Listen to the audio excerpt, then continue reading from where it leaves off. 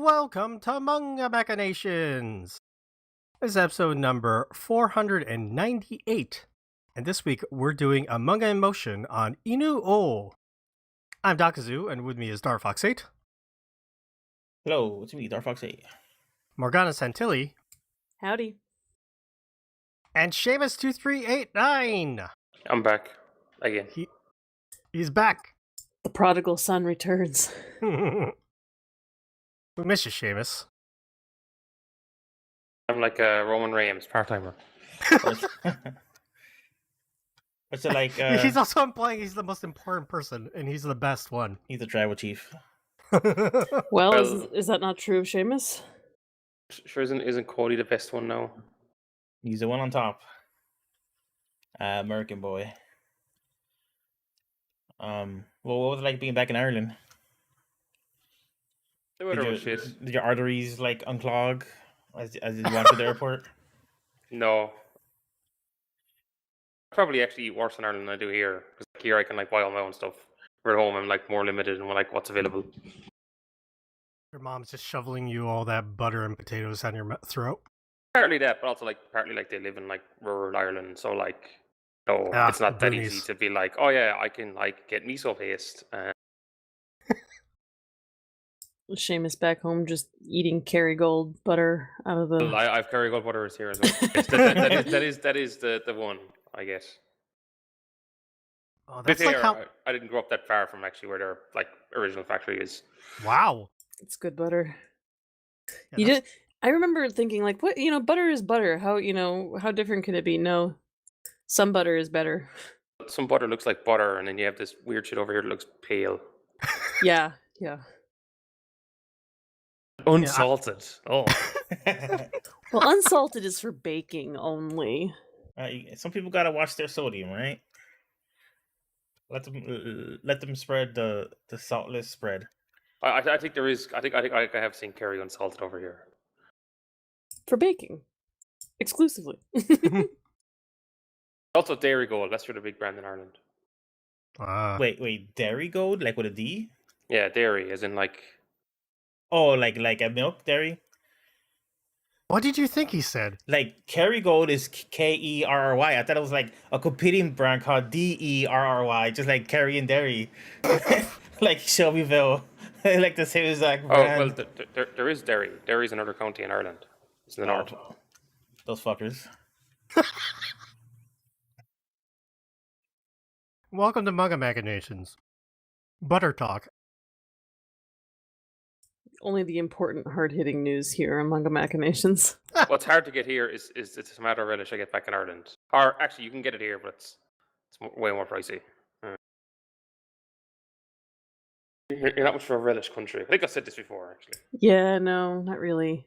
There's the pickle relish stuff, which is ghastly. And I like pickles. Pure sugar.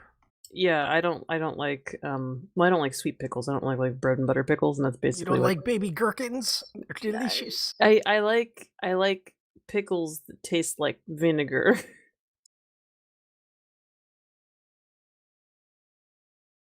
I was gonna say we're a book club for manga, but apparently we just call ourselves a fucking food podcast at this point. We're a book club for pickle talk. Pickles and butter. Incidentally, a butter pickle sandwich sounds tasty. Let's be talking about food. Oh no! Food confession. I just had kimchi for the first time. Ah, how'd you like it? It was First nice. time? Yeah, first time. First time. Hopefully not last time. I'm not a huge fan of kimchi. I like it. It was like it's weird because it's like cold and wet, but like I like the crunch and it was nicely spicy. Have it in a pancake. A pancake? Yeah, kimchi pancakes. Yeah, kimchi pancakes. Oh, like a savory pancake. Mm-hmm. Yeah. Okay. Yeah, I love pickled things, but for some reason I can't get into kimchi. I think it's because it's usually kind of spicy, and I don't love hot and spicy. Yeah, this was pretty spicy when I ate it. Like, that I was like, oh, this is a little bit surprised. But I haven't been eating a lot of spicy stuff lately, so maybe I was just first spicy in a while. That's interesting. I always associate kimchi with sour more than spicy. No. I mean, yeah, it was sour, but maybe the kimchi I had was like extra spicy or some shit. I don't know. That's usually a sign that it's bad kimchi. Too spicy? Yeah, because they're trying to cover up the lack of flavor with spice. Oh, I see. Okay. Because Yeah. proper, like, good kimchi has a lot of things in it, like dry clams and all sorts of other, like, things to add to the depthness of flavor. If it's just, if it's just spicy. I don't know. It looked like goop that was kind of red. Like I don't know what. It's cabbage, right? It's like primarily cabbage. Yeah, just like looked like a bunch of leaves and redness. Oh, try to have some radish kimchi.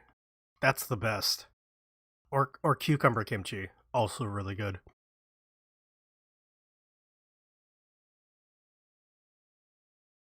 I just blanked out for a moment. I'm like, wait, you just had a food dream. Why are we here? Why is this episode 498? 498. Okay, let me get back on topic. Yeah, for our main segment, we're going to be talking about the anime movie Inu-oh. But yeah, right now we are streaming our recording live on YouTube. youtube.com/MangaMacTV.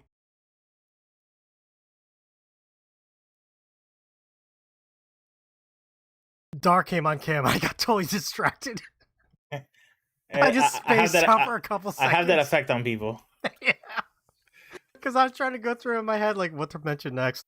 It's the coffee.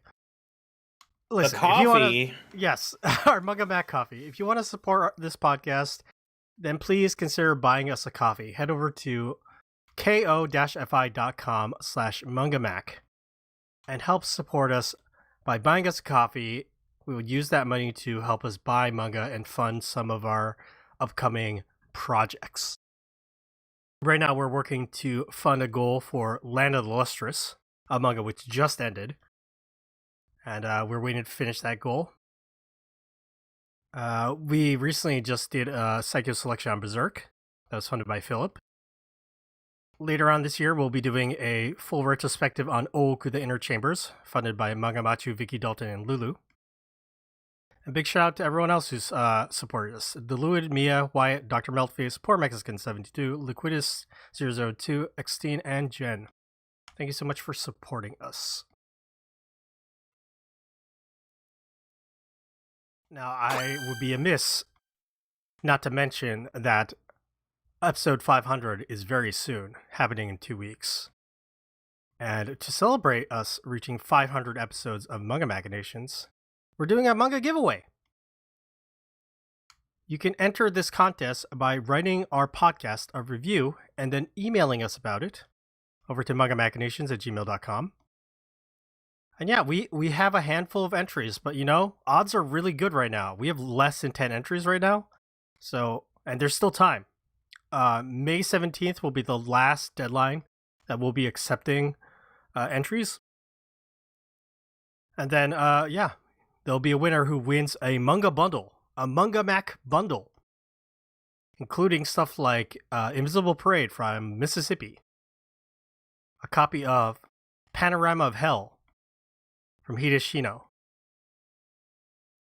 Oh shit, I shouldn't have done this because I forget who did From This Flame. Oh, and this is my book. From This Flame from Omi Konomi. Which I totally didn't just look up. Oh, but Chance, since you're back, you have an announcement, right? You've decided to change from Children of Mootown? Yes, I'm going to pick some Yuichi Yokoyama manga, depending on what's still in print. Very nice. And a Yuichi Yokoyama manga. Is this the humans Outdoors. Look like people stuff thing? Yeah, okay. Very wild. This quirky manga bundle just got quirkier. I'll tell you what. I'll tell you what. Yeah, like I said, this is the Manga Mac starter pack. Absolutely. It really is. Of course, Punisher Born. Oh no. Oh no. We should do that one day. We should actually do like a Manga Mac bundle, but not manga. No. Yeah. What? Yeah, we just do like Frank Miller, Rob Liefeld. No. Oh, God. I said not manga. I didn't say comics, so it could be anything. It could like Dogs could put in there like Carry Good Butter or something. What? Why am I sending the Carry Good Butter? Yeah, I don't know. I was thinking like, well, should I send? I don't know. Well, Dogs will send something. I don't know. Yeah, sure. Maybe. I don't know. Do you want some Li Hing powder? I'll send that. Ooh, yeah. I should have thought of that. All right. But anyway, yeah. So we're doing a giveaway for episode 500 to win this manga bundle. Again, please rate us a podcast review and then email us about it. The email title should be 500 giveaway, and then put in like where you posted it so we can check and everything. But yeah, you can win a Manga Mac bundle, a very eccentric manga. Yeah, very exciting. Exciting stuff. All right, let me move along. We have an email here from Chris from Canada, one of our listeners and friends. His email is titled QQ. How long till you reread? Hey team, quick question for you. How long do you wait to reread a manga you like? Do you wait till you forget a lot or till something new starts to come out? Personally, I like to wait a long time so I forget as much as possible and it's as close to a fresh read as I can make it, or unless something big is coming out for it. Cheers, Chris from Canada. Peace out. Thank you for this question aimed directly at me, Chris. I got it for Dogzu. He rereads manga sometime around 2:00. 2:00 he was like, time to reread Yomi Shippedo. Dar, you must no. No, what? That is not correct. Okay. It's 11 p.m. It's 11 p.m. and then I stop at 2 a.m. That is the trick. If I start at 2 a.m., that would be insane, even for me. Yeah, because you finish around noon. I'd finish at 5 a.m. Listen. Chris, to answer your question, I don't really have a time or any specific thing. Sometimes I wait a long time and I forget and I reread and enjoy it. Other times, like you mentioned, something's happening and I will reread it. Like this week, we've been watching the Oblivion Battery anime. The new volume of Oblivion Battery manga just came out. I think it was volume 17. And so I reread all 17 volumes of Oblivion Battery. It was a good time. I'm not even sure if anyone else here actually does reread manga. I have, but usually it's rereading something that I read like as a teenager, so I finally get all of the Wallflower and I binge the whole thing for the first time in 15 years or whatever. I don't typically reread like on a whim,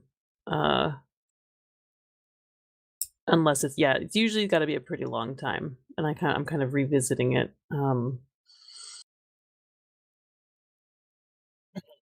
Kind of similar. I've reread Trigun quite a bit. I've probably reread it like 3 or 4 times. So like, a handful of times over the course of years. So it's basically every few years I used to reread it. And it's usually when I can't remember too many details about it, I would be like, okay, I know the broad strokes, but I'm like, when did he fight this character? Didn't he fight this character before this other thing happened? And I'm like, I start reading it and just rekindle that memory. I'm like, oh yeah. And sometimes the stuff that I just completely forgot about. I'm like, wow, that's crazy. Yasuhiro Naito is good with gags. He has a lot of fun gags in his panels and his backgrounds, and just hundreds of little gags and stuff that I always rediscover when I reread Trigun. What about you, Seamus? I know you reread stuff from time to time, and usually your opinion changes. I have a manga. I started rereading Vinland Saga, but I don't think I ever completed it. Well, it's still ongoing. Well, like even getting caught up to what I read before, I don't think I. Oh, you stop before you get there? I think so. Not me. Yeah. I fucking read everything. Glenn Illustrious, I started rereading. I think with like long running stuff, it's more like with the book, it's easier to sit down and do it. With like stuff that's like multiple volumes, it's like at a certain point I might be like, oh yeah, I was doing that, and then I went off and like did something else. What? You're reading manga. What else is there to do? Well, no, because like I read like 15 books at a time, so there's always like something else to read. I mean, I suppose I can relate because I read so many concurring manga on top of like reading all the manga magazines and everything. But no, you gotta read the manga. You gotta read the manga. Eventually, I'll get around to it. I think I don't know. What am I? I think my thing at the moment is more old like Image Vertigo stuff from like years ago. I read. I'm like, maybe I ought to read some of those. See how they hold up. More comics, I'll allow it. All right, that was a quick question from Chris from Canada. Thank you for your email. If you want to send emails over to Manga Machinations, make sure you send them to mangamachinations@gmail.com. We will read them. Okay, let's move along to some what you've been reading. And let's start with Seamus, because you've been away for a while. Did you read any comics, or you want to mention anything you read, manga-wise? I don't think. Did I read any manga? I did not. Do you read any comics? Not really. I don't have to read much when I go on holiday. All right. Darfox, what about you? You said you were busy this week, though. Yeah, it's pretty busy this week. I don't think I read anything. Besides just like a couple of typical stuff. Black Clover did come back, and It did. I got nothing to say about it except that it was nice to read the Black Clover. It was You know very what? Black Clover. Dar, there's a chapter of One Piece during the Fisherman Island arc Mm-hmm. where it's like all the major characters do a 2-page spread super move to like win their battles. Like it's a huge battle, so everyone's fighting like different guys, right? Yeah, And there's just a chapter. There's just a chapter of 2-page like spread. Every character, 2-page spread. Usopp is doing a super move. 2-page spread. Sanji is doing a super move. 2-page spread. Zoro's doing a super move. It was just like that, and that's what I felt like in this newest chapter of Black Clover, because it was just like all the Black Bulls are, they're on the scene, and it was 2-page spreads of them appearing. And then you said, "Thank you very much, Yuki Tawata," and you went to bed. Yes, and then he will take maybe 2 more months to write the next chapter. Maybe 4. Maybe 4. I hope. I hope 5. He's living a better life than poor old My Hero Academia's. Oh, what's his name? Kohei Horikoshi. Yes, who has probably been dying for the past 2 years. The slow manga death, yeah. Morgana, at the beginning of 2022, he said if everything goes to plan, the manga will be done at the end of 2022. Mm-hmm. We're in 2024. Famous last words. Yes. We shouldn't talk too much about that in detail, but I've talked to you a little bit off podcasts about My Hero Academia, and you're kind of negative on it. It wasn't as bad as I thought, but it's still not great. Yeah, I'm kind of okay with it. It just seems like the kind of it is predictable, but like it seems like the kind of ending it should have. Again, we're going to talk around it because we're not going to have a deep conversation about My Hero Academia.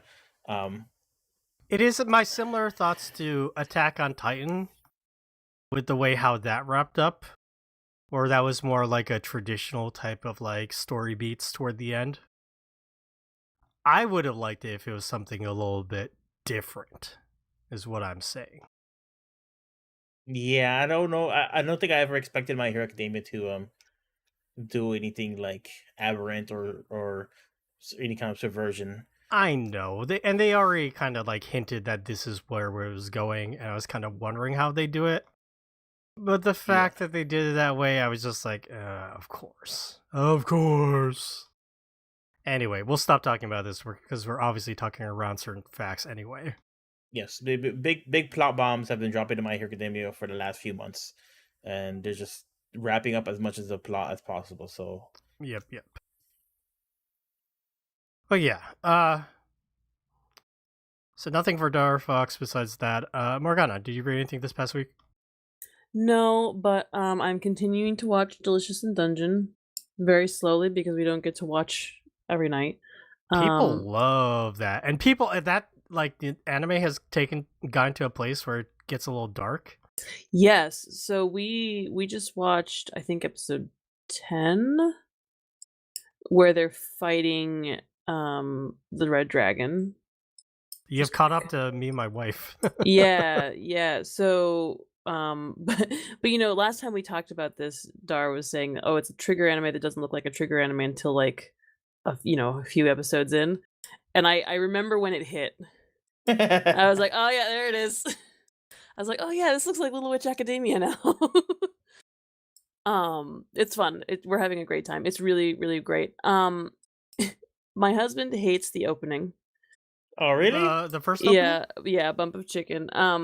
Not necessarily. I mean, the music is what it is. It's more the like.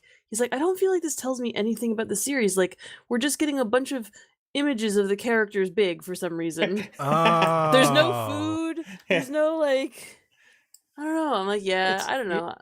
Yeah, it's an artistic choice. I thought he was talking about the song, and I was like, it's definitely not the best song. But he does not love the song either. So much comes in like a lion opening. Let me tell you, Dark Fox. Yeah, he's not a fan of the Chicken Boys. But it had. Oh, he doesn't like them in general. Oh, I see. Yeah, I don't think he's just not into the sound. I am used to them to a certain extent. I feel like they've done so much anime that I'm like, yeah, I recognize them, like, and they're fine. But I do feel like, and this is something I complain about somewhat regularly, that I don't like anime openings as much as I used to. There are very few that really hit home. Spy Family has really good ones. There's the Masaki Yuasa one, which is like really good. So speaking of, we're going to talk about him more later. Yes. But yeah, but we are very much enjoying the show itself, and I hear that the internet is very thirsty for senshi, which is fascinating. I mean, they're thirsty in general over Delicious in Dungeon, so I mean that's fair. But like, I was like, senshi of all people, like he's like your Uncle Iroh. He's like got that pro ZD voice. Yeah, that must be it. People are kind of horny for Uncle Iroh now too, though. Yeah, I mean, it's like that daddy thing, You just want somebody to take care of you, feed you tasty monsters, tell you nice things about living off the land or living off the dungeon. Morgana, have you watched Windbreaker yet? No. Why? Because we've been watching Delicious in Dungeon because it's something I can sit and watch with my husband. I am not as convinced he'd be into Windbreaker in the same way as he's into Delicious in Dungeon. All right, fair. I mentioned Windbreaker to my wife, and I explained the premise, and she's like, "I'm okay." Yeah, I don't think he'd dislike it, but this is something that he's actively like, I want to watch more Delicious in Dungeon now, please. Which is very rare. But he again really likes food and really likes dwarves. So, what else has your husband liked? He liked Spy Family.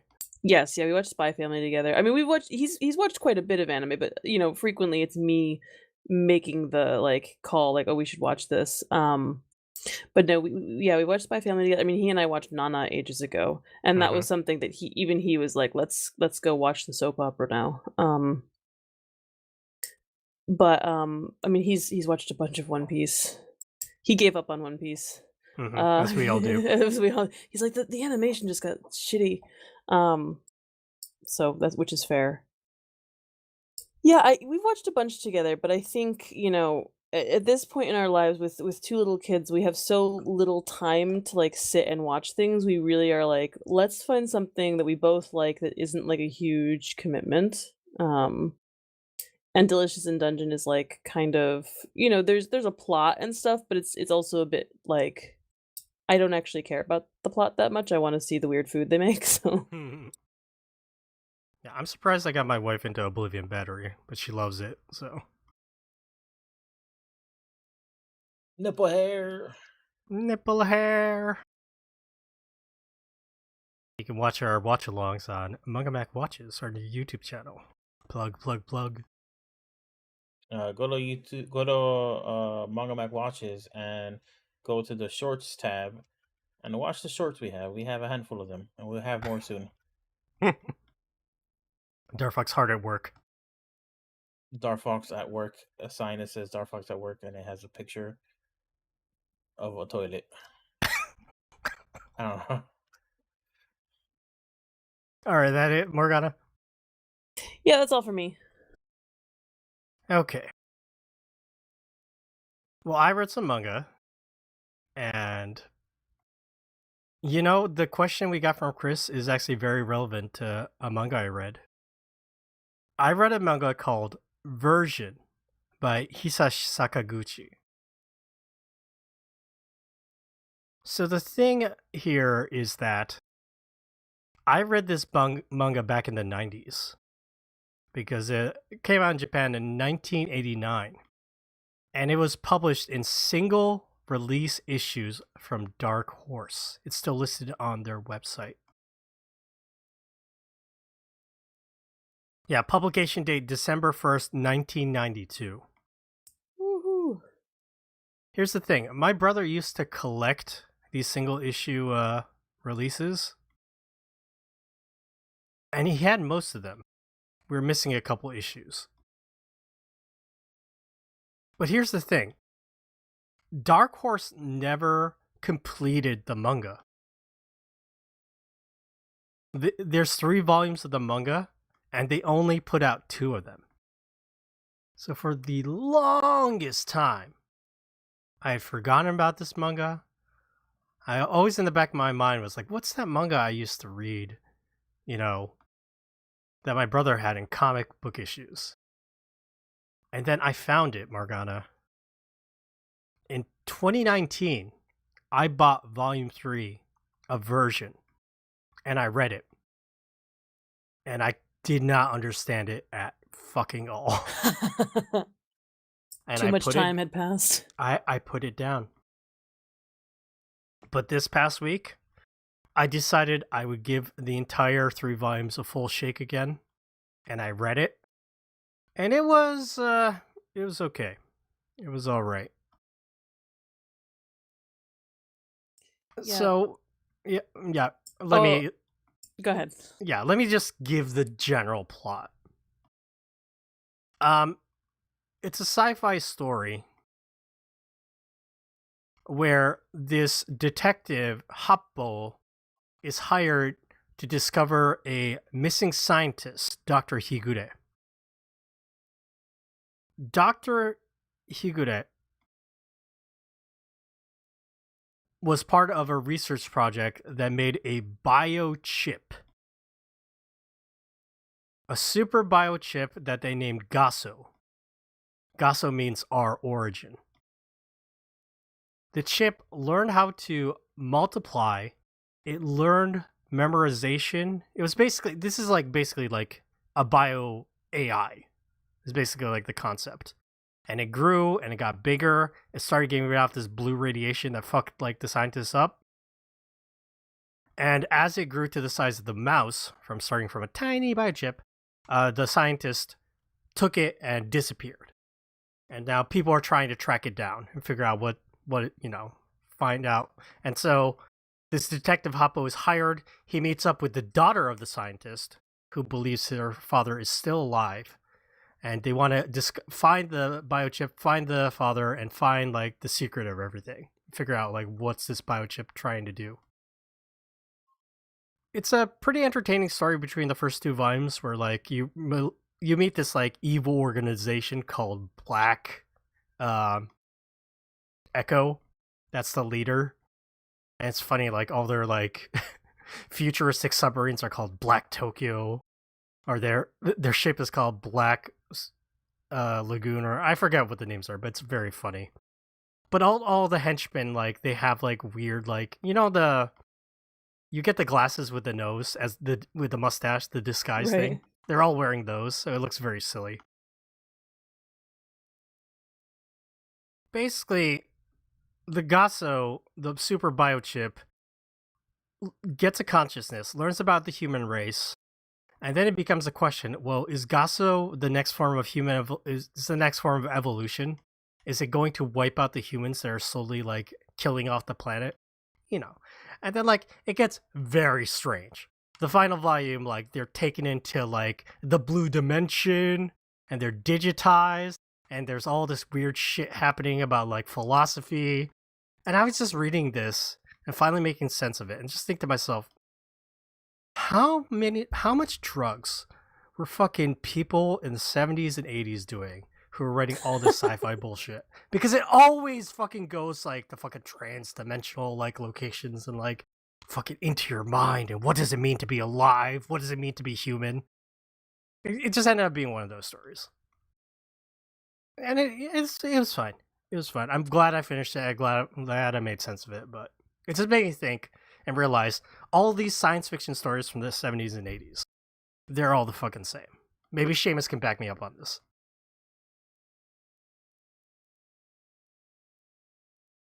No, there's a lot of that stuff up until like through the 70s up until the 80s. Reading all like 80s Vertigo, 90s Vertigo stuff. A lot of that like even psychedelic. There's like a lot of cult stuff there as well. Yep, the evil organization was kind of like a cult, so throw that in there too. I would say occult, like OCC. It's like the whole supernatural, communing with spirits. But then it's like, you see, spirits really exist, just like an extra dimension. This one did not get spiritual. It mostly stayed in the realm of like science. But then it was talking about the evolution and the humans and everything. At least Hisashi Sakaguchi is a great artist. He did this really famous manga called Ishi no Hana, or the Stone Flower, which is about like the Nazi occupation of I forget which location, but it was basically World War II manga. It was very good, and about like Auschwitz. Wait, is that right? Auschwitz? Yeah, Auschwitz. Mhm. Yeah. The Holocaust stuff. It was interesting because like this manga back in '89 was using a lot of like computer graphics, which is probably very early stages of computer graphics, digital design in manga. And so like it's dated, but it's still fascinating to see like that application in manga form that's older. So it's a decent manga. It's a decent manga, and I'm glad I got to finally make sense of a manga that I read when I was much, much younger. Closure. Mm-hmm. Yeah, we sure. Yeah, that's a problem with there's some of this Dark Horse stuff that came out in the 90s. There's this series called Club 9. I think I mentioned it before. It's by Makoto Kobayashi, who did What's Michael, which was also originally published by Dark Horse. So Dark Horse used to have a like manga magazine way back when. So they published like the first, I think there were like 5 total volumes of Club 9 or something. I have the first 3, and I had to like cobble a bunch of the rest together with like old back issues of the magazine. And I happen to have like all this crap that I got from Kamacopia. Like I had even the volumes of Club 9 as well. But I never got to finish it because I never had all the magazines, and who knows if Dark Horse even finished it in the magazine. I have no idea, but that's one that I would love to finish reading one day. It's a series about a college girl who she's just like she's like a country bumpkin. She's like a really sweet, fun like girl who goes off to the city for college and becomes a hostess at a hostess club, and she's like super popular because she just got this like sunny personality, and it's all these like cute girls like being friends and like being really. My God, it's so good. It is like so good. The art is incredible. Makoto Kobayashi is a really excellent artist who's really good at faces. I would love to read the rest of it. I need to read. This is one I would reread because it's been some years since I read it. But I love it's just pleasant. I don't know. Dark Horse is so fucking weird because they have so many giant manga properties and IPs, but they they sit on that shit so poorly. Yeah. And they still do well. Well, and here's the thing. They're not technically a manga publisher, right? I know, that's the thing. That's the reason, but yeah, it's not great. I'm looking at their website right now for Club 9 to show you guys, and there's a bunch of issues of Super Manga Blast, which is the manga magazine. Oh, they had 3x3 hours. Holy shit! Like, oh Yep. my god, so many good classic manga, and fuck. The fucking website doesn't even work. I'm trying to click on this image. Yeah. I'll say this cover for version 1.1 looks like total dog shit. Like I will never read this comic. I know. Just sent a link That's to a better 9. that's a better cover. Club 9. Oh yeah. They've got preview pages. Whoa. I saw that error pop up. There you go.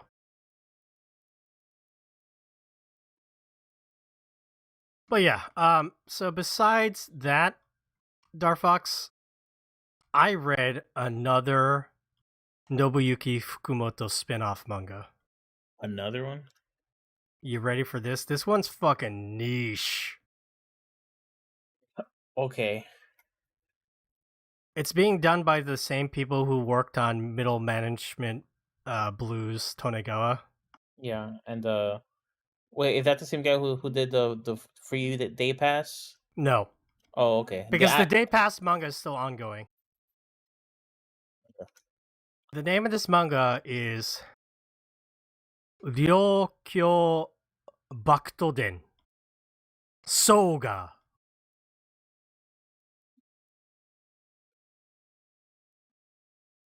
I'm going to send a link for Darfox of this over on Bookwalker.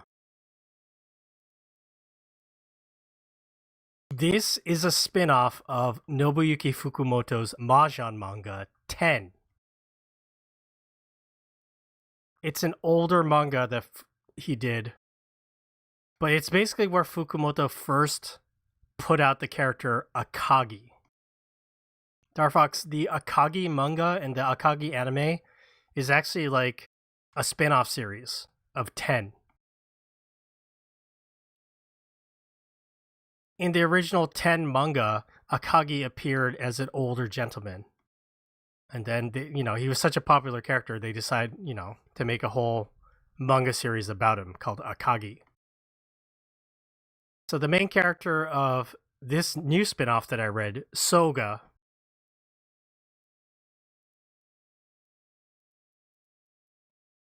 he's a Mahjong gambler. Mitsui Soga.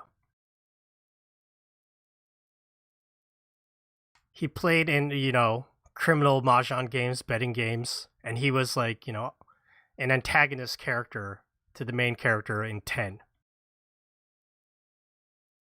In this spin-off manga, it's all about how this Mahjong player, Soga, is old and is entering a retirement home where he just wants to live a peaceful life until he passes away.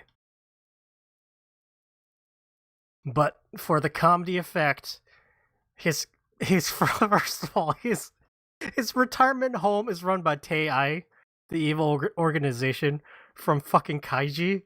Yeah. So when he gets there, like the attendant is like, here's some pirika. The fucking fake ass money they used in the underground segment in Kaiji. And the old people there are playing Mahjong, so he gets roped into doing Mahjong with them. But, Morgana, these are old people in an old folks' home. So they're playing Mahjong, and it's just the funniest shit. It's just a bunch of typical old people stuff.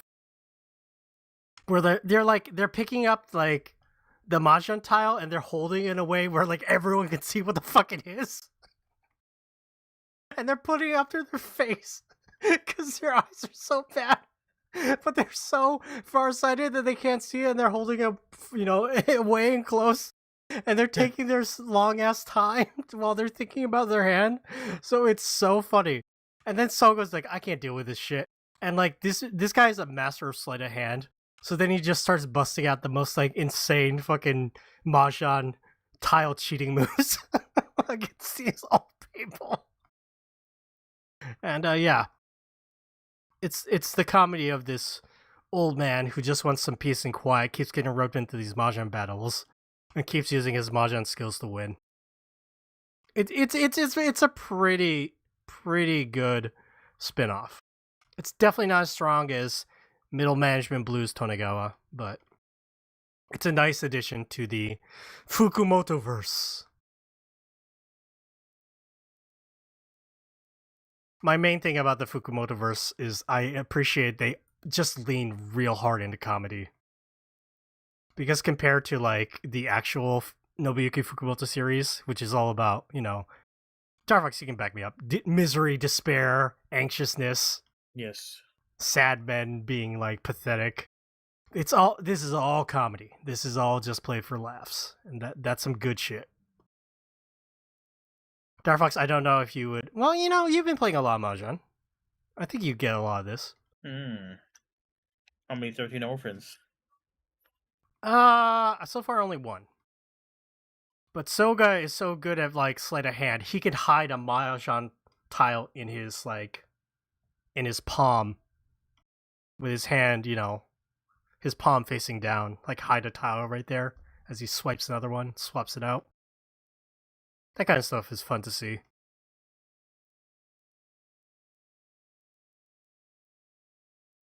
But there you go. That is what I read this week. That is all. Radical. Okay, that will end our What You've Been Reading. Before we move along to our main segment, let's talk about next week. Oh, get ready, everyone. Next week is another Manga in Motion. And we're going to watch Blue Giant! It's happening. It's happening. Do the gif of the money, showering down on me. It's happening. It's happening. Finally, the Blue Giant anime movie is available in English to buy and to rent. And next week, I'm going to force Darfox, Morgana, and Seamus to sit through this movie with me to experience jazz, where you tear your guts out. Oh man, it's gonna be so good. Darfox and Morgana will obviously recognize basically everything that happens in this movie because they've read the whole thing. Seamus, you didn't read the second part, so you get to experience that as well. It's gonna be good. The Blue Giant movie. Manga in Motion next week. Stay tuned for that. Okay, everybody, we're going to take a quick break, and when we come back, it'll be time for this week's Manga in Motion, Inu-oh. Stay tuned. Okay, welcome back, everyone. It's time for our main segment, a Manga in Motion on Inu-oh, a movie by Masaaki Yuasa. It came out in 2021 in Venice first, and then May of 2022 in Japan. Wow. I didn't know it was a Venice release first. It's probably like a film festival release. Probably. Production company is Science Saru. Put out in English from G Kids. Let me go ahead and read the synopsis here on G Kids.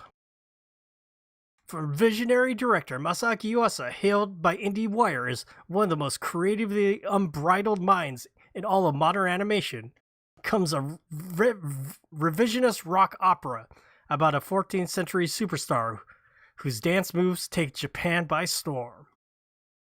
Born to an esteemed family, Inu-oh is afflicted with an ancient curse that has left him on the margins of society.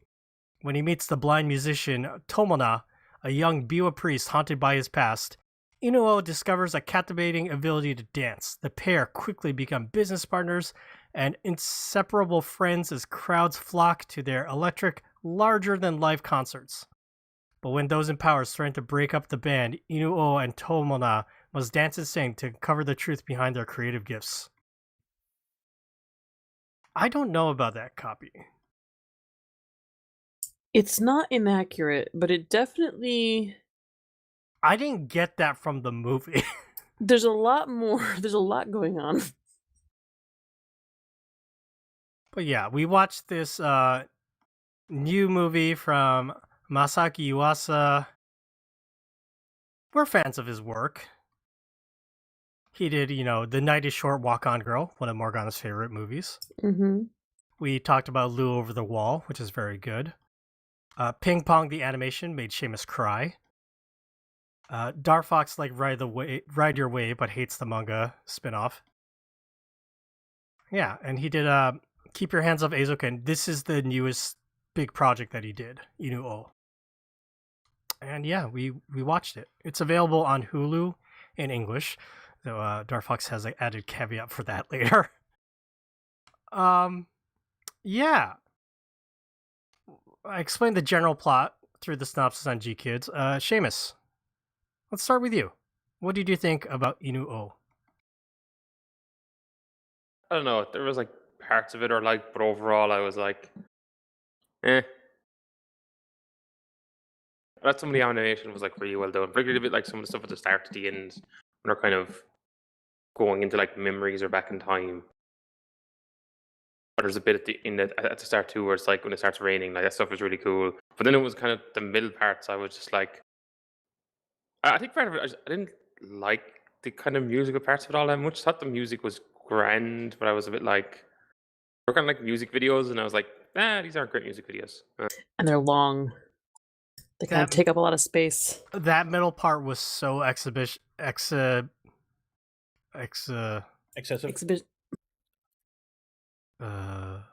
X-Men.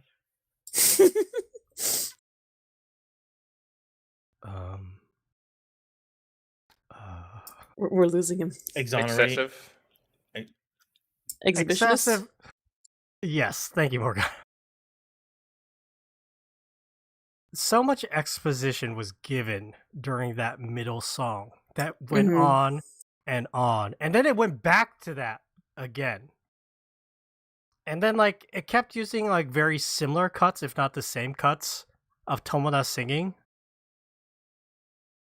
I could definitely, while I was watching it, think Seamus probably really dislikes this. Because so much is like it's being done through the song. Like I loved it because I thought the singing was very good. Inu-oh is played by Avu-chan, the singer from the band Queen Bee. Morgan, I don't know if you're familiar with their stuff. Yes, they did the Devilman Crybaby, Devilman no Uta song. I looked them up after because they were also they played Inu-oh, and I was like, oh, what is who is this person? And I was like, oh right, I've heard of them before. Mm-hmm. And that was why their voice sounded so familiar. Yep. They also did the ending for Oshinoko, the first season. Oh, I didn't know that. Yeah, and I love that song. They also did the opening to Dororo, which is actually very relevant in this case. Party is over. Dark Fox and I love that song. But Dororo is very related here because what happens to Inu-oh as they keep doing performances, and basically Inu-oh can hear the spirits of the Heike, of like the defeated rival Heike clan, and they sing and do these performances, and after they complete the performances, their body morphs. Like they give life to the Heike, and their curse is lifted, and their body parts return. Very similar to Osamu Tezuka's Dororo. And what happens to the main protagonist, Hyakkimaru. Also, like I just said, Queen Bee did the opening to Dororo. Really, really impressive songs by Avu-chan as Inu-oh. Good singing. It's nice to just hear good singing for a change, Morgana, let me tell you. Fucking like a burden off my ears of like, oh god. I want to just read I love this kind of shit, but how did we all feel about the excessive rock references? Like that first song was it was Michael Jackson. Yeah. He even had like the one glove situation going on. I was like, this is amazing. Tomoda basically becomes Prince. Yes, yeah. Mm-hmm. I love Tomona's like arc of like it's what's really fascinating to me is that he's blind, but he has the most like flamboyant style. I love it. I like Tomona a lot. I like both of them a lot. I like their bromance. I like the I like the 600-year-old queers, and I'm a little sad that their story isn't a little happier. Well, this movie is based on a novel, Tales of the Heike Inu-oh, by Hideo Furukawa. And I believe it deviates a little from the original novel, but basically it's the same story about Inu-oh and meeting the blind musician Tomona. The beginning that Seamus mentioned with the rain, when Tomona is like blind Mhm. and traveling, I was watching this with Darfox. I was telling him, this looks great. This looks so good. This is fucking awesome. But it feels like they kind of like used up all their animation like strength and put it all into that opening. Yeah, there's a lot in the middle that is like It's not bad. repeated or it's not bad. No, it's not bad. I mean, it's all beautiful animation. They're writing on the music more in the middle Yes, as yeah, opposed to the yeah. animation. It's bookended by some really unique stuff. The story-wise, it's very strange. We started watching it, my husband and I, and I'm like, "Oh, well, this is gonna be weird." And my husband goes, "I don't know what you're talking about." And at the end of the movie, he goes, "I can't believe how totally normal that movie was." Ah, yes. Yeah, Morgana, what were your thoughts about Inu-oh? Oh, I liked it a lot. It was very strange. It was kind of like I feel like of the Yuasa stuff I've seen, kind of a bit of a downer in some ways. I mean, like mostly the end, right? Like I was, as we were as I'm watching, I'm like, oh great, I love how there's like no infighting, like they're bros, they're having a great time, everything's great. The shitty dad gets his comeuppance, although that was really gory. There was a lot of like violence that I kind of wasn't expecting. Just the way, I mean, not that I wasn't expecting violence, but the way it was portrayed was very disturbing, right? That death was fucking so. Oh Yeah. my god, that man exploded into bits. And that in and of itself was like enough, but then we have like one of his fingers falling off the wall. Like I was like, did we really need to go like push it that far? Or then like I guess spoilers, Tomona when he's rebelling against the shogun and he's like singing even though he's not supposed to anymore, and they cut off each of his arms and then they behead him. I'm like, this is awful. Like this is like really awful. So there was stuff like that that for me, I appreciate it as like I appreciate the need to be like, hey, this was a really shitty time and this is what happened and this is, but as far as something like I enjoy watching, it was a little rough. But I love the bromance, I love the rock and roll, I love the like references. There are parts of it that kind of this is, I mean, maybe a bit of a weird comparison, but reminded me a little bit of Ongak. Yep. I think just because it was, music and like, oh, we're such, we're a cool punk band, whatever. I want to know how you hold a drum that large on your pelvis while you lean back that far. I don't think I could not do that for sure. When there's a will, there's a way. Yeah, I guess so. Tomono's so cool with his biwa. Mm-hmm. He was Jimi Hendrix playing behind his head. Yeah, so good. Yeah, I loved. I'm a big sucker. I said this to my husband afterward. I'm a real sucker for references. As long as they're not like super heavy-handed. Like I mean, these were obvious. If you knew enough, but you need to know something, right? It's not just like smacking it in your face. You need to understand context and history. I love that kind of thing. Just like sliding that into media, visual media like that. So yeah, I had a lot of fun with this. It was also very sad and depressing. It's a very strange mixed bag of a movie. I kind of liked it better when Inu-oh still wore a mask. Not because he was like there's anything wrong with his face, just because like I don't know, it makes him special, right? Like this is what sets you apart. That was his sellout phase. Right. Well, and then yeah, it was sad. Love the eclipse in there. Oh Just yeah. randomly, you know. Let's turn to Dark Fox. Dark Fox, I watched this movie with you. I thought you were Hey. asleep through half of it. No. I just at a certain point I just leaned back and I was watching. The movie just kind of becomes a 40-minute music video at some point. Yeah. It's like 20 minutes of like setup and it's all really well animated and the plot's like interesting enough, but it's entertaining. And then it just becomes music for 40 minutes. And then it just has another like 15 minutes that bookends the film. What'd you say So about the curse mask at the beginning? the what? The curse mask that the dad uses. Oh, it fucking looked like a Courage the Cowardly Dog villain.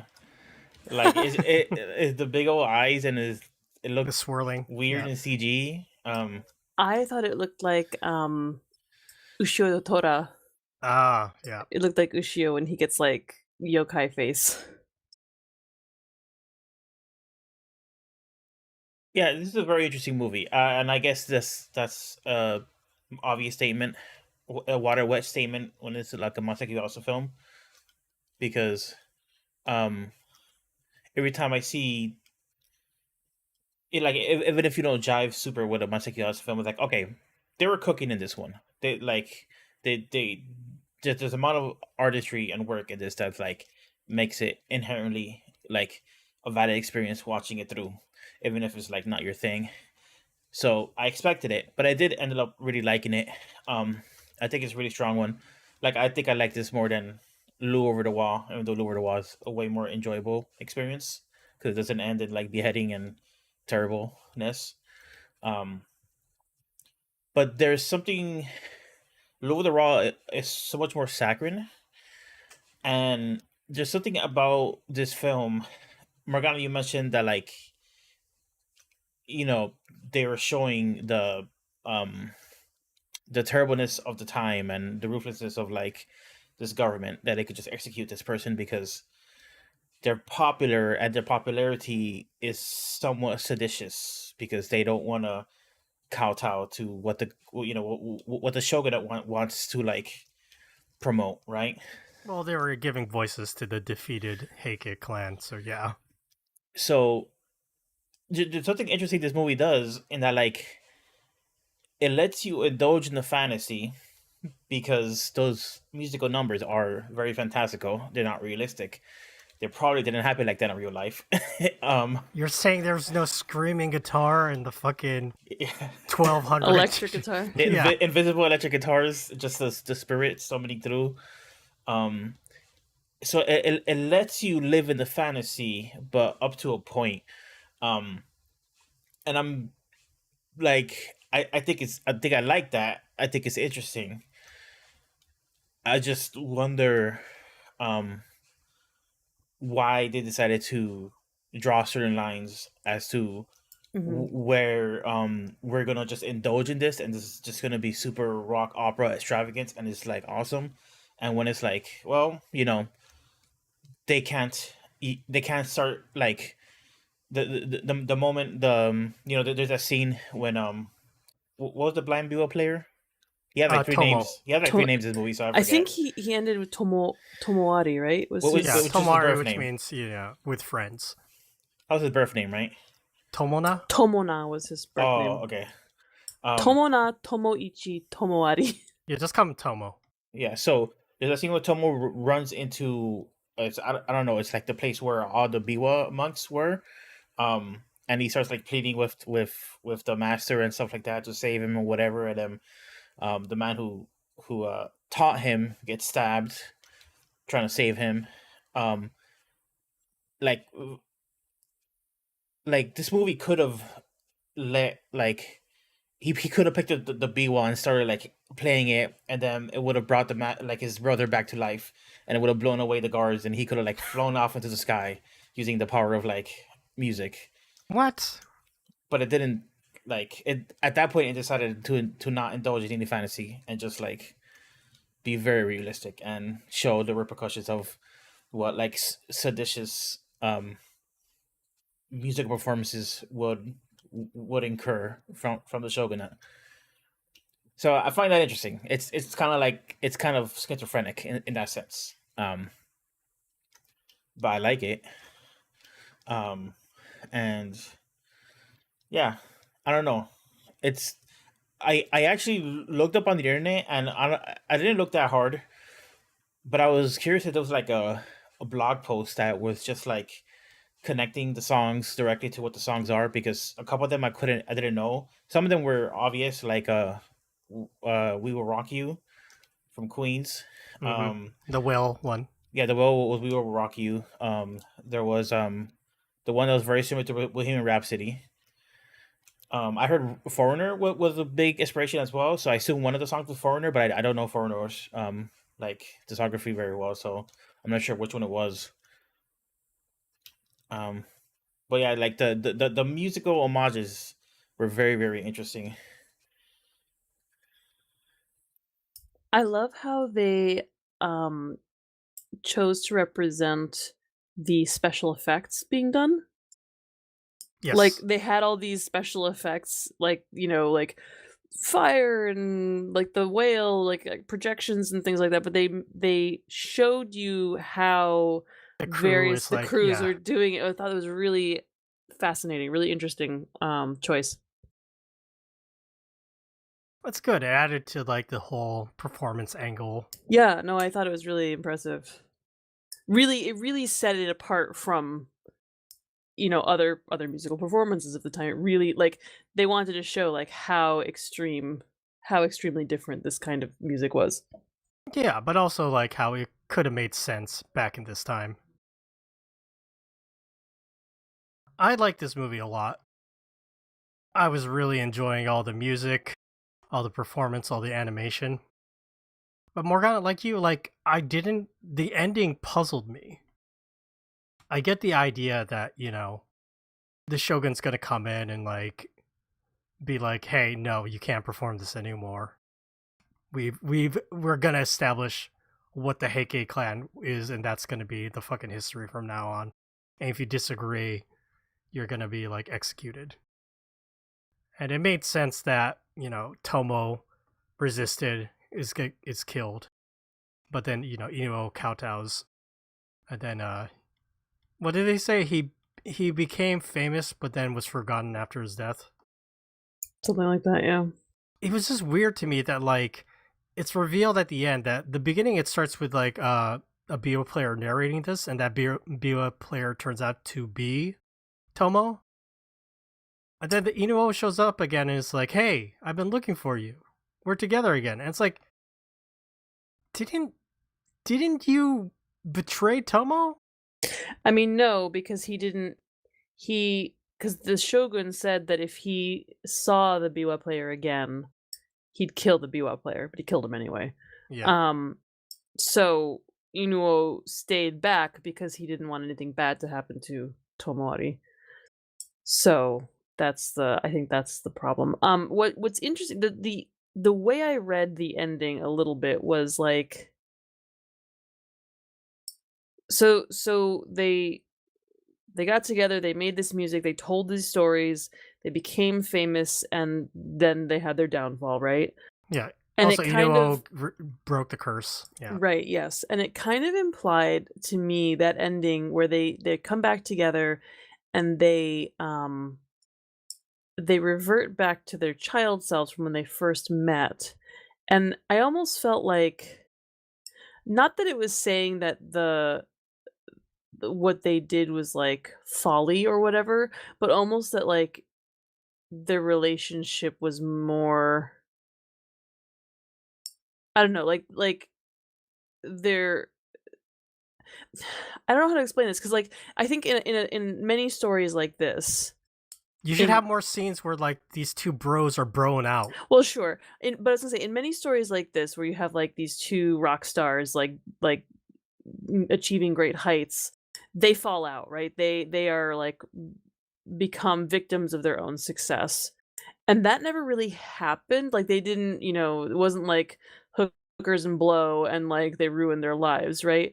So it almost felt like this ending was like, oh, it was better when you were kids and innocent and not, successful.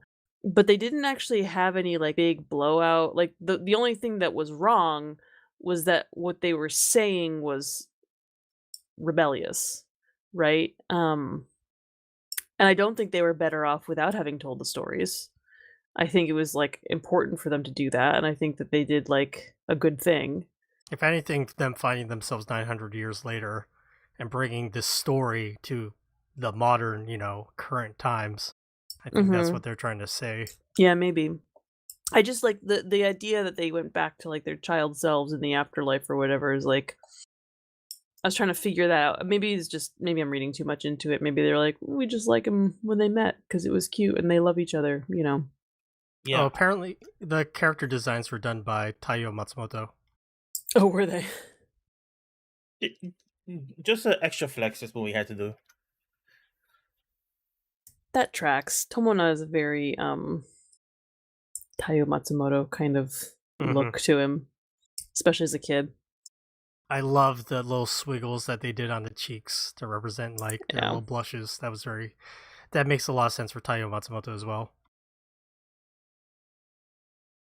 Sorry, Dar, you were gonna say. I think them being childlike at the end maybe just represented that like that's all they needed at that after Oblivion. It's like the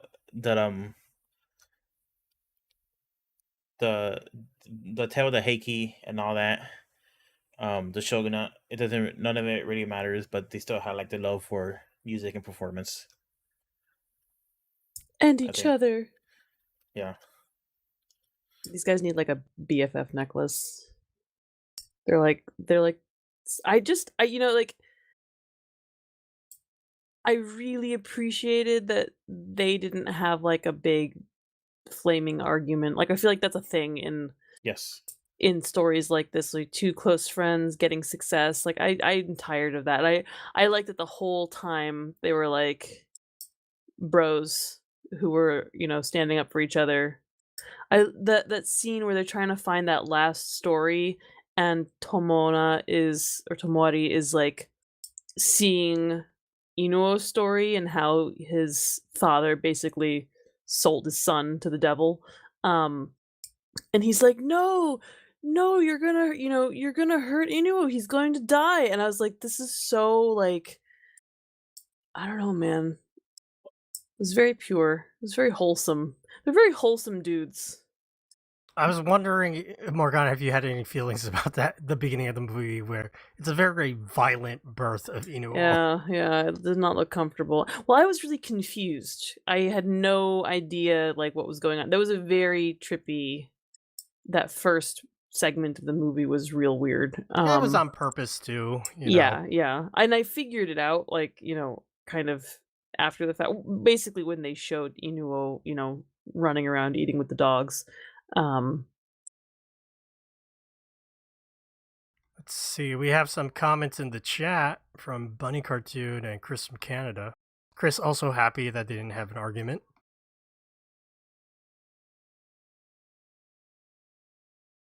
What was I gonna say? Oh yeah, that revealed that the father, his father was the one who was like killing all the Biwa priests. Not a surprise. I was surprised. I was like, I was like, because I totally forgot about it. I was too mesmerized by all the rock performances. I actually think like the focus on the rock performance, as good as they are, kind of takes away from like I mentioned. I think there should have been a couple more scenes of them broing out together. Because I love that scene where they're like in the garden and Tomoari is like, yeah, I don't like parties, and Inu just comes over and is like, here, have sake. I will hold it for you. Drink this sake. And he's like puts lipstick on. There's like lipstick on the jug when he gives it back.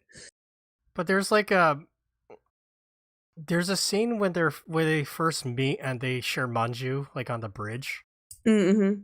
Also, mentioning the bridge, I like that the bridge is like the center point for a performance for them because they're bridging the gap between the Heike spirits and like the human world, and also they're bridging their connection through music.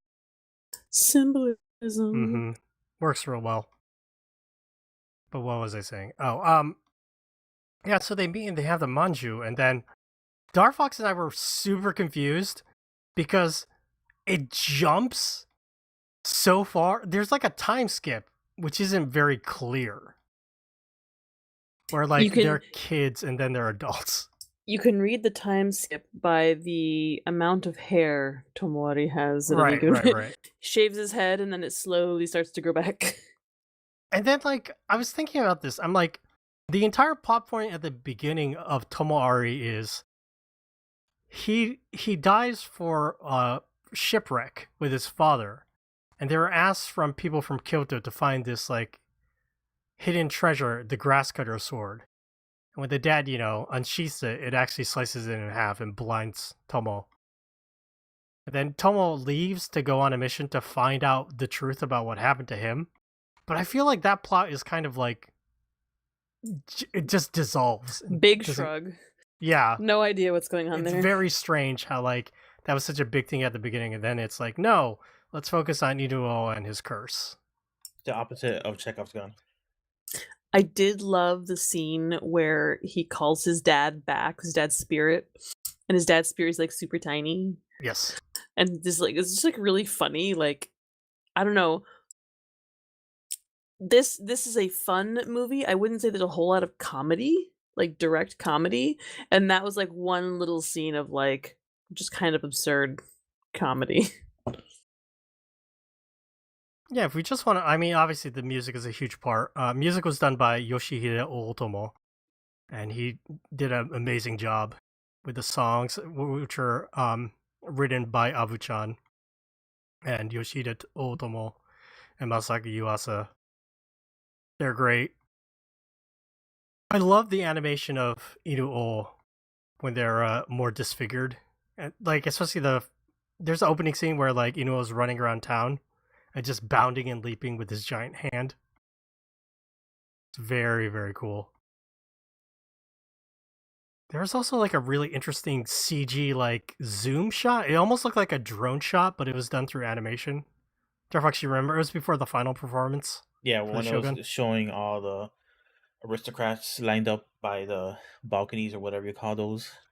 Yeah, by like, on the water. Yeah, it was zooming in and out of their faces and past them, and very, very cool. Very ambitious. A weird detail that I really liked is Tomoari's crooked teeth.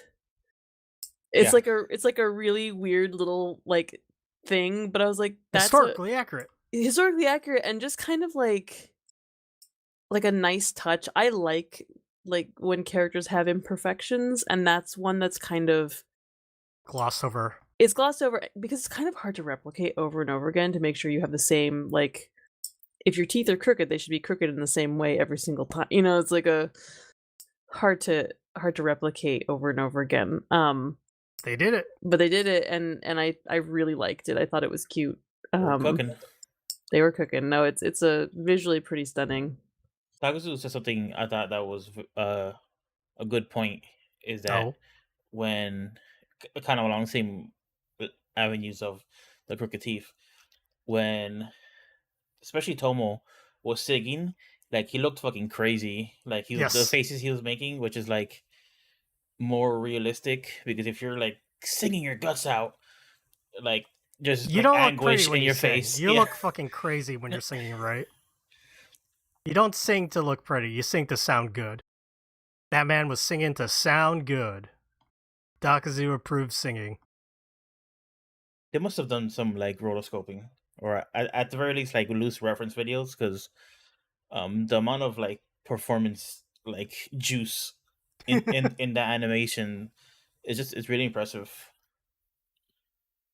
I will say Mirai Moriyama, who played Tomona, was definitely like had to really keep up with Abu-chan, who played Inu-oh.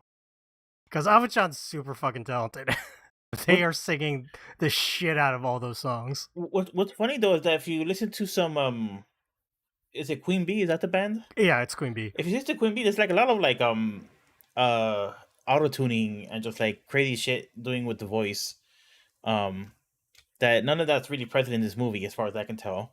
I think it's to match the time period more. Because same with the music, even the rock stuff, they still use the traditional biwa like instruments. They mixed in like the traditional flutes and things like that, along with, fucking snare drum and everything else and electric guitar.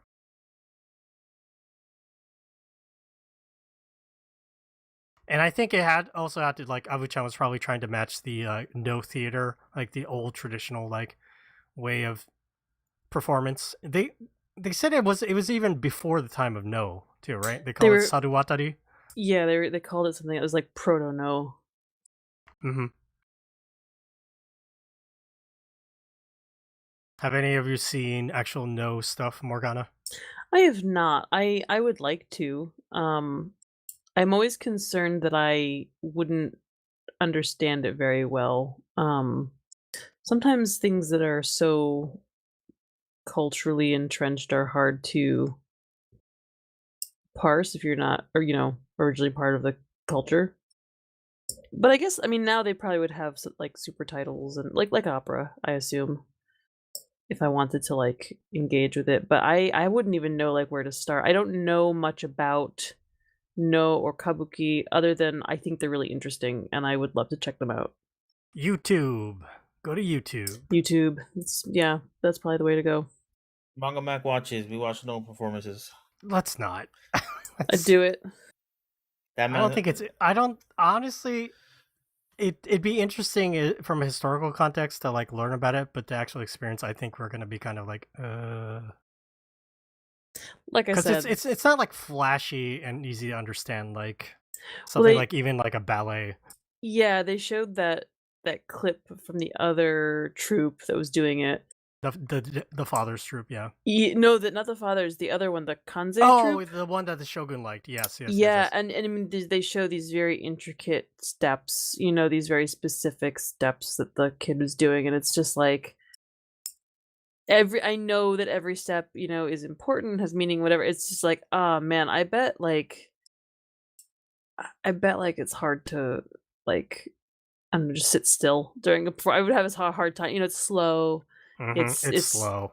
It's like measured, and that's cool and that's a good thing. But I think I would be like, okay, let's go, let's move along, because I'm used to fucking action movies, blockbusters. Morgana wants to see some voguing. God damn it! Oh yeah, give me Inu-oh. Give me some suicide death falls, whatever it's called. I too would be running over to the bridge to watch Inu-oh's performance. I want some rock and roll. Dar was popping off like during the whale performance.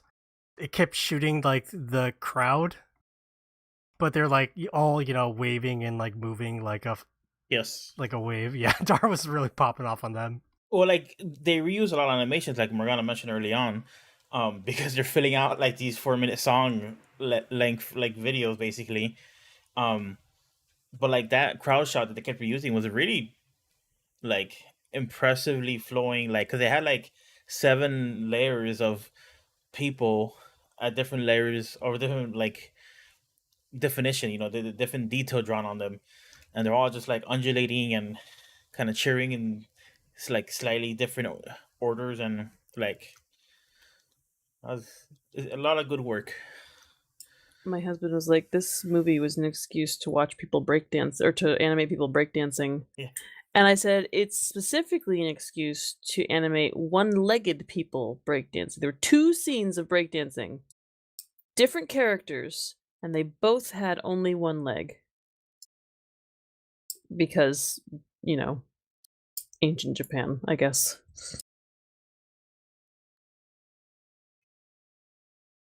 Yeah, when the film starts with Tomo's kind of narration and you see him like his like essence that's like being pulled apart like threads on a sweater, and he's still hitting the biwa, but he's just like barely hanging on as an entity or something in the afterlife. And he was saying kind of like vague, grandiose things like this is our story and stuff. And I had no idea what was happening, right? Because it's purposely like kind of obtuse. But I thought it was like referencing Japan in general because it was showing modern day Japan. Well, and also I really like the shot of those cars like crossing the road. That was like very minimal detail on them, but with the rain and the glare and stuff, it just looked very cool. And then they start doing that thing with like we got to go back, way back, and then it starts going back in time and cutting back and forth. I thought it was going to be a story way more generalized about Japan and like, oh, this whatever happens here is going to represent, you know, Japan and Japanese people. But by the time you get to it, like, no, he wasn't talking about us, like the royal us. He was talking about us, like two fucking guys. These guys. Yeah. Just that was interesting. Although I guess you could draw whatever metaphors you want out of anything. Because I'm sure there's been tons of artists killed for seditious performances all throughout history in various different countries. So there's that. And this is probably just a matter of I have not engaged with enough media about this time period in Japan, but I was a little surprised by how critical it was of early Japan. I guess it's not like I haven't consumed media or even anime films that were critical of Japanese government. I mean, I've seen Akira, it's like... Yeah, but most of them, like, Warring States period is the most famous, and that's like 1500s Japan, and then obviously the Edo period, the time of, like, big prosperity and growing after that, leading into Bakumatsu, the end of the Bakufu. Those are the most famous parts, Morgana. Yeah. Unless you're Japanese, you don't really learn about the Taira period, which this is based on, like, a couple hundred years before that. Yeah, and I just feel like when I do engage with most of those stories that take place in any historical period like that, it's a little bit more like romanticized with caveats. I mean, there's definitely like Samurai Champloo is definitely not romanticized, for example, but it's and Samurai Champloo is another example of a historical time period that's very much it's reflected, but it's also definitely a departure from like actual historical fact. There's a lot of fun editorializing in there, but I just feel like I haven't seen as much that's like, oh yeah, and the shogunate sucks by the way. But I think maybe it's just a matter of like me not understanding the history very well and also just not engaging with enough of the media about various time periods in Japanese history. Yeah, I mean, the history part specifically matters in Inu-oh because, it focuses so much on this Heike clan, and it shows, like, in a wonderful animated thing of, like, these boats fighting in, like, a river. Oh, the back and forth reversing. Yeah. Yeah, that was interesting. That was very much like a Yuasa. Like, that was almost weird and tongue-in-cheek. It's like, we're just gonna reverse these frames, and that is our storytelling. But yeah, so basically the Heike went up against the Taira. They lost. It was two giant factions vying for control. The Heike and the Taira are the same people. They're just two different names. Wait, is that what it was? Was it like, oh yeah, that's right, it's Civil War. Fuck. That's what it was. Yeah. And so the people who won are like, let's erase this side of our clan from history, which is like why the Shogun is like, no, we don't want you giving voices to those dead people. Because, we defeated them. Now we rule. So the tale of the Heike has like a load of stuff from the point of view of the Heike. Yeah, it does. But for as far as seditious shit go, it's not that seditious. Like, it's not like I'm taking a piss down the emperor's throat. It's like, I feel like that's the kind of shit. I mean, that's what Tomo's singing at the end, right before he gets killed. Well, mean- yeah. At that point, you just say fuck everything. Right, like go out in a blaze of glory, my friend.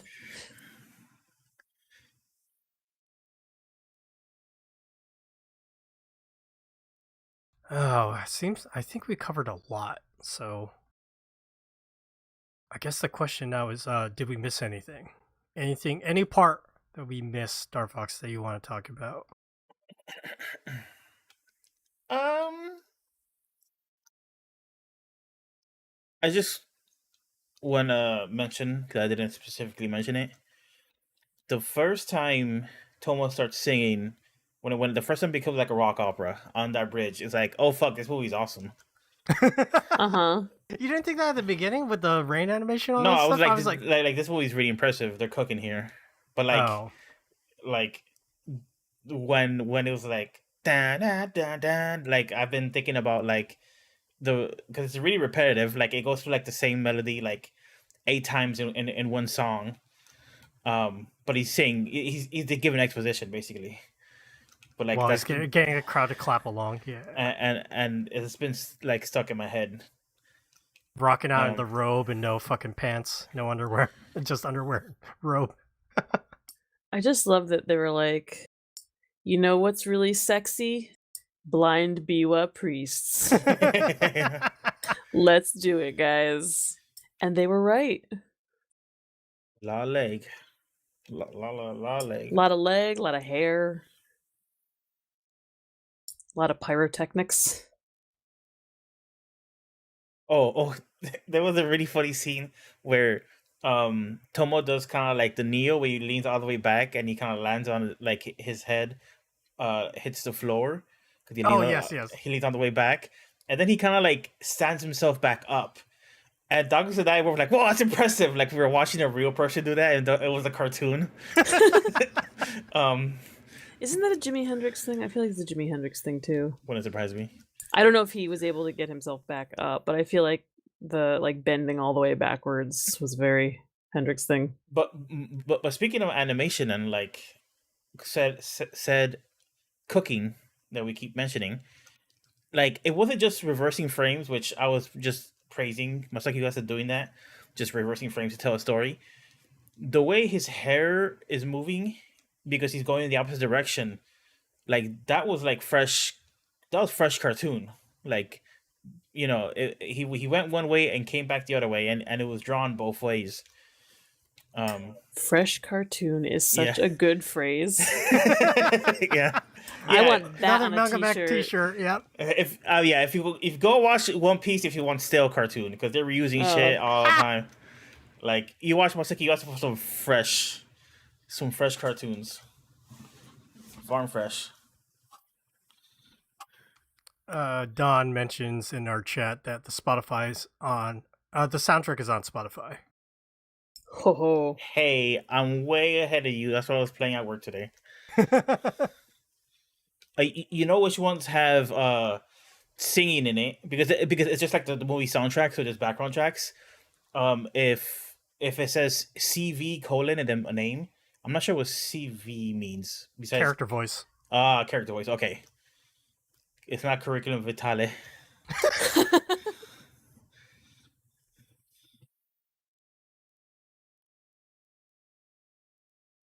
Oh, I should mention that my fucking man crush voice actor Kenjiro Tsuda played Inu-oh's father, and he did a great job being a Yes. villain. I was like, I recognize this voice. What is this? And I looked him up. I'm like, oh, it's Kaiba. That's why. Hmm. My boy. I guess I meant to say this earlier, but I kind of forgot. Like, is this movie a challenging watch? Because it was just kind of fun and entertainment, and then it got like, really exciting during the music parts, and it just through all of it, I was just really interested and impressed by all the animation. But is this a hard watch in the way that like there's so much weird shit in the beginning, the sword thing that's never brought up back again, the mask and the curse and what its deal is. That's never revealed. There is a lot of phantom plot points if you want to try and judge this purely as like a traditional narrative. The movie just abandons almost everything just focuses on like the music and the creation of these two characters and the kind of the background of the Heiki's voice and stuff like that. Yeah, I don't necessarily think it's a movie for the Yuasa uninitiated. Yeah. It's weird. It's real weird. I don't think it's like your average moviegoers kind of movie. Yeah, because I This feel is like no Lou over the wall. right, Lure the Wall is also weird, but like the plot, But that's Of like Little Mermaid, yeah. yeah, that's like giant shark dad weird. yeah. Not like I don't even know how to explain this kind of weird. Like this has a plot, but it's mostly about like music and feelings. In medieval times. Dawn says when she saw in the theater there were only like 5 people. That's unfortunate. That's just that's Masaki Yuasa is very much like, you know, anime head, animation lover kind of darling, but it's not like Dragon Ball or like One Piece, which is It's not for the masses. yeah, like if you It's go for us. Snob anime. yeah, yeah, Welcome to Manga Machinations. It is fun going to an anime showing and just seeing a packed theater or close to packed theater. But it's only ever happened to me with like Dragon Ball Z and that kind of stuff. You know, a Demon Slayer, time with Demon Slayer. Yeah. It is really fascinating. Like I think about Yuasa and I forget he did Devilman Crybaby, even though that was like the hot thing when it came out. I mean, that was really popular.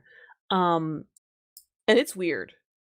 Yeah. It's real weird, but it's like there's a plot and it's a little bit more mainstream. It's on Netflix, I haven't heard anybody say anything about Inu-oh. I've heard, a few snippets about his other films, but like I don't hear much about his other film work, and it's like really I don't know, it's interesting. Yeah, he's yeah, like Dawn is saying in the chat, he's a very niche taste. US is a very niche taste sometimes, and I think like I really like his work, but I can also like I've seen enough of it that I'm like this is why I enjoy it. I can pinpoint things about it that are enjoyable.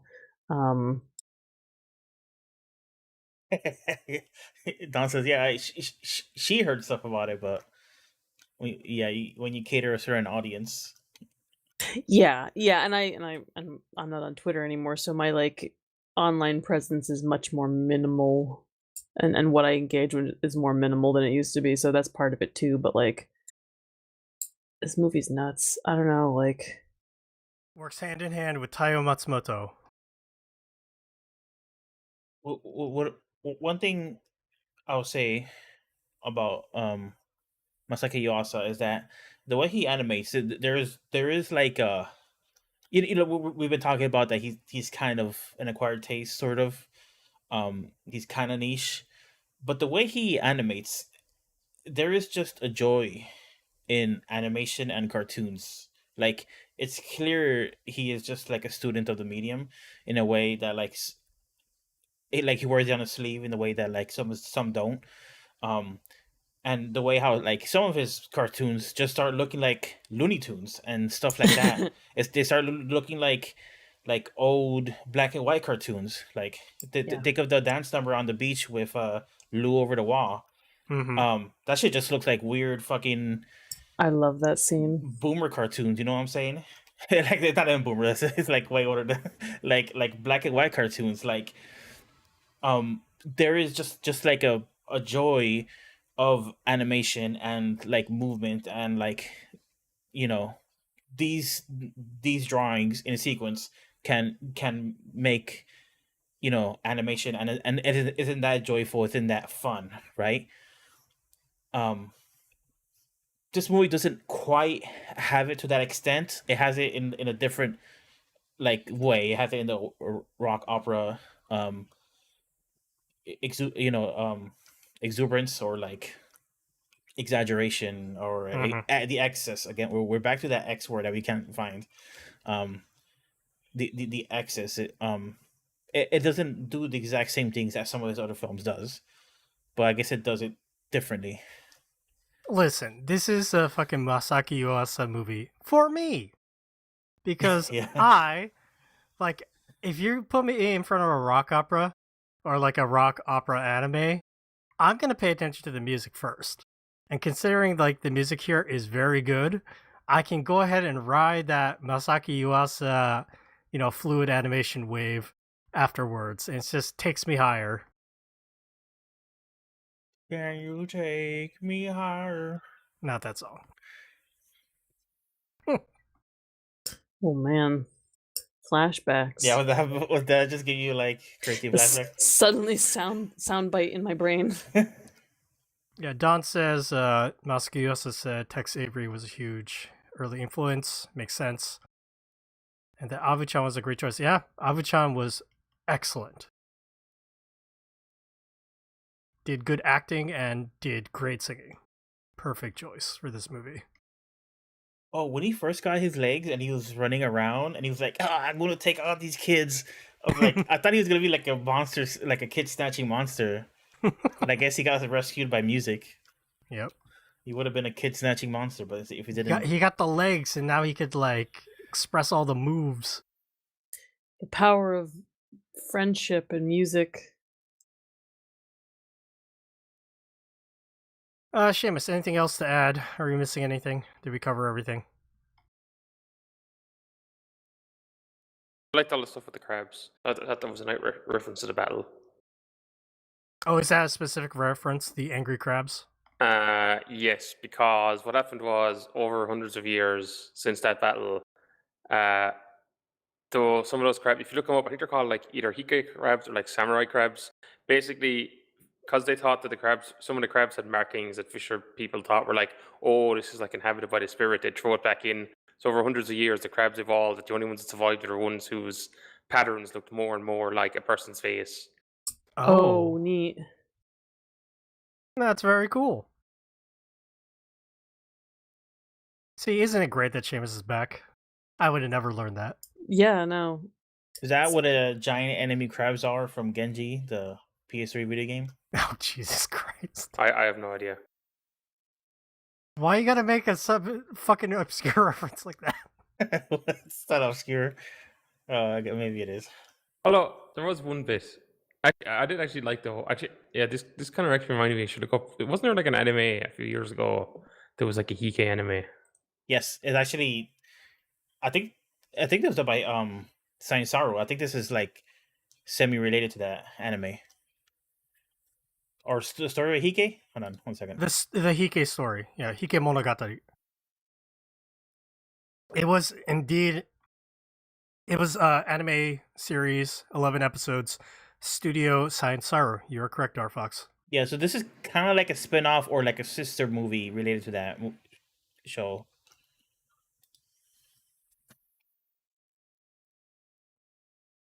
Set during the Genpei War, the story is told from the perspective of Biwa, a young girl and traveling Biwa minstrel, or Biwa priest. I wonder if that one has rocks in it, though. No, I saw like the first 2 episodes of that. It was interesting, but it was more like a historical drama. It looks really nice, though. Boring. If it doesn't have like Michael Jackson and Prince, right? Yeah, like and Queen influences, boo-hoo. If it's not like at least a little bit gay and very fabulous, I'm not here for it. Sorry. Oh, actually, one thing you were saying, like, oh, you thought it was a bit weird or forgotten about. It also kind of just fits with the Hike story itself. Like, the whole start to that is, what's it, something bells ring the passing of all things. Oh, fuck it, hold on, give me a second. Him is reaching for a big tome in his room. To look stuff up. I actually have it on Kindle. A very small tome. A very digital tome. Actually, yeah, Hike is fairly long. It's just not as long as Genji. The translation I have, the Jetavana temple bells ring the passing of all things. Twin sail trees, white and full flower, declare the great man certain fall. The arrogant do not long endure. They are like a dream one night in spring. The bold and brave perish in the end. They are like dust before the wind.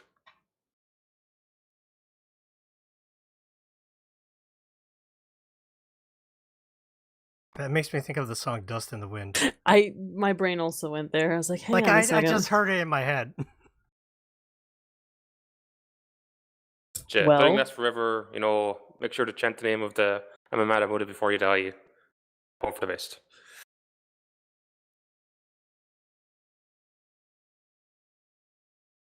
Makes sense for this movie too. Oh, I do want to mention, I guess, I was really intrigued by the idea of so Tomona is born Tomona, is renamed Tomoichi when he becomes a Biwa priest, and then chooses a name for himself, Tomoari, after he discovers Inu-oh has named himself, has chosen a name for himself. And this theme of identity kind of runs really strong in, for his character in a way. Like, I feel like it's a little bit downplayed just because of the drama of the story itself, but like he had like an arc where he went from like, I am my parents' child who has to like bear this burden, and then he let go of that and kind of became, a Biwa priest because he had to survive, and then he let go of that and became who he was, right? So maybe in some way that's part of the reason that first like thread of the story, that like figuring out why this thing happened to him, kind of like broke because he wasn't carrying that burden anymore, right? He wasn't worried about being his father's son and solving this problem. And his father's spirit did this whole thing where he was like, you can't change your name, otherwise I won't be able to find you. And I thought it was really interesting because from what I recall, this is a time period where people changed names. I mean, obviously here somewhat frequently, you change names when you change your station, if you like, so this idea of identity is kind of weaving through here too, in a smaller way, but I felt like that was important for Tomoari's character. Kind of runs like an opposite parallel to Inu-oh. Right, who like Named themselves and then but Yeah. their physical appearance kept changing. Yeah, so identity in like a different Mhm. different form. Yeah. Interesting. But yeah, I think we're winding down our discussion of Inu-oh. Darfox, you have some final thoughts to give? Your general thoughts on this movie by Masaki Yuasa? Very cool movie. Very cool music. Impressive animation. Very nice. Morgana? Really, yeah. I mean, I agree with Dar. Really liked it. I don't know if it's my favorite Yuasa film. I really like the characters though. Like the characters themselves and the character designs I think are really cool. I don't know what my favorite Yuasa is. It might still be Night is Short because I've seen that a few times. Maybe exposure is the key. What about you, Seamus? Like there was parts of the animation I really liked, but I think all the music stuff I was just like, maybe just like all that music you reference like is on stuff I actually have any interest in anyway. So it's a bit like, yeah, that's alright. And some of the animation is cool, but definitely, I don't know. Of all the stuff I've seen, it's probably like my least favorite. Wow. Even worse than what's his first one? Mind Game? I love Mind Yeah, Game. Mind Game. But Which like, you did I see Mind Game? you did. We've talked about this before. the one, Well, Did I an the one- episode on it. the one where they are in the well for like the whole movie. Yeah, I don't remember watching that movie. Imagine this movie, except instead of singing for 40 minutes, you're just in a whale for 40 minutes. I'll look up the episode and be like, what did me over many years ago think of that movie? Listen, Seamus did not shed a tear over Inu-oh, so you Oh know. wait, I remember what you. Wait, isn't that? Is it Okay, sorry, I'm freaking out. Mind Game is the movie Seamus compared it to a Young Bucks match and called it a spot fest. Yeah, and he said just like a Young Bucks match. It's interesting to look at for the first few minutes, but after a while, you're fucking over it. I remember. I do too now. Holy shit. I don't That's know. great. I think that does kind of fit because I was thinking about like the stuff I like the most have like a good match of like what he's doing with the animation. I feel like the stories, I don't know, equally as strong or equally as interesting to me. Like Ping Pong or the one. What was the series? Actually, now that I think of it, the other one I can think of, like, is that other anime series he did about the. It's like begins with K and like the people have the. Kaiba. Like, no, like. Kemono. Kemonozume, yeah. Yes. Demon Hunters, yeah. Yes. Because I remember watching that a couple of years ago and I really liked that one as well. That one's also very good. Wait, he did it to Tammy Galaxy as well, didn't he? Yep, He did. Yep. that might be my second favorite next to Mind Game. I remember somebody told me to watch that, and I was like 5 episodes in. I was like, I don't know, guys. It's kind of a hard watch. It's kind of hard to watch. But then it hit after that certain point. Yeah. There was a series of episodes that were repeated like the same day or something, like very closely. Yes. Mm-hmm. And then I was like, and then after that, I was like, oh, I get it. This is good. But getting there was hard. Yeah. I really liked Inu-oh. Still, this is very high. But I think it doesn't dethrone Ping Pong. And guess what? I want the Spot Fest, so Mind Game still sits pretty high for me. I think I actually backed his Kickstarter thing, and I don't think I've ever actually watched it. You've said that multiple times. Did you get it? Like, I did. Do I still have the link to Kickstarter from 10 years ago? Yeah, that might be defunct.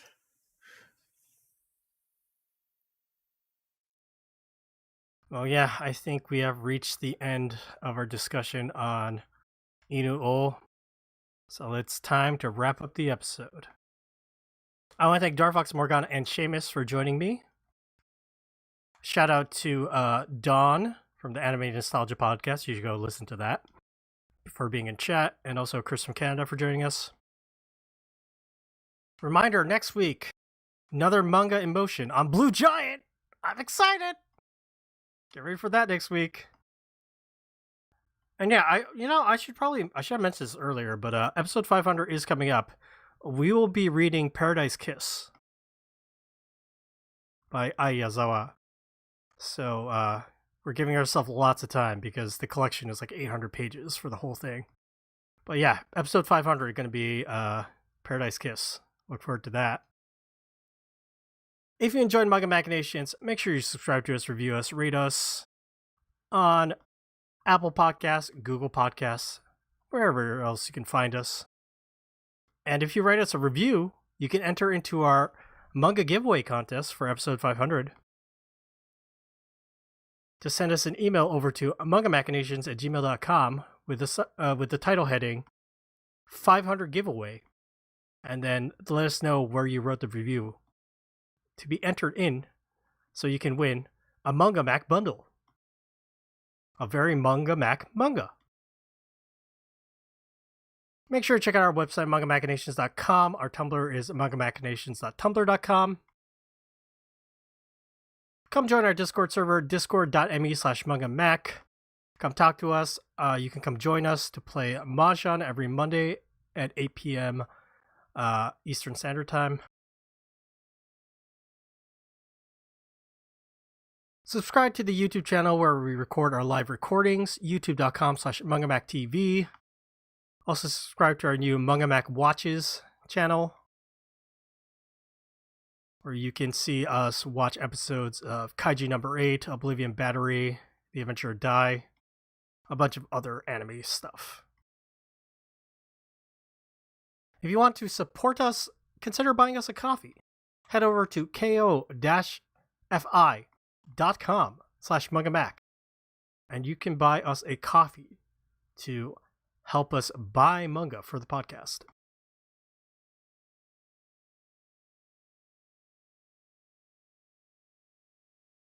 If you want to follow us on social media, follow us at Manga Mac Podcast. That's Manga MAC Podcast. And that's for Instagram, Twitter, Blue Sky, all the other social media. And if you want to follow my personal social media, follow me at DocZoo, follow Darfox at Darfox8, follow Morgana at Morgana Relina, and follow Seamus at Seamus2389. Seamus is spelled without an H. All right, everyone. Thank you so much for joining us this week. Bye-bye.